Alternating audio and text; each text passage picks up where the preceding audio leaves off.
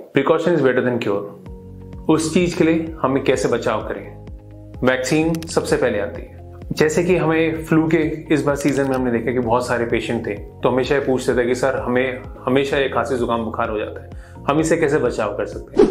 उन मरीजों के लिए एक राय है कि आप हमेशा एनुअली जून जुलाई के टाइम पे अपना फ्लू का शॉट हमेशा लें।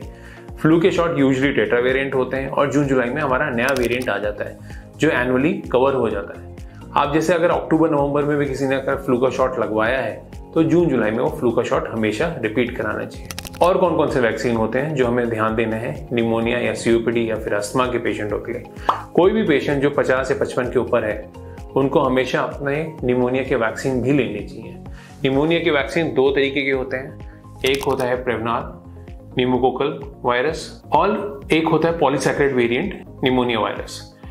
एक प्रेवनाल 13 के नाम से आता है, एक न्यूमोकोकल 23 के नाम से आता है। यूजुअली हम इन दोनों के बीच में गैप रखते हैं 1 से 2 महीने का और ये 5 साल में एक बार लगता है। आप अगर ये वैक्सीन लगाते हैं तो इससे आपका यह फायदा होता है कि आपको बार बार निमोनिया नहीं होगा, अगर होगा भी तो उतना सीवियर फॉर्म में नहीं होगा कि you will require a hospitalisation. आपको नॉर्मल एंटीबायोटिक से ही रिजॉल्व होना शुरू हो जाएगा। ये बेसिकली आपकी इम्यूनिटी बिल्डअप करेगा। ऐसा नहीं है कि आपने फ्लू का शॉट लिया, निमोनिया का शॉट लिया तो आपको निमोनिया होगा ही नहीं, ऐसा कभी नहीं होता। लेकिन ऐसा ये होगा कि उनकी सीवियरिटी कम होगी और आपके पास ऑलरेडी इम्यूनिटी होगी तो एंटीबायोटिक बहुत ही बेहतर तरीके से असर करेंगे।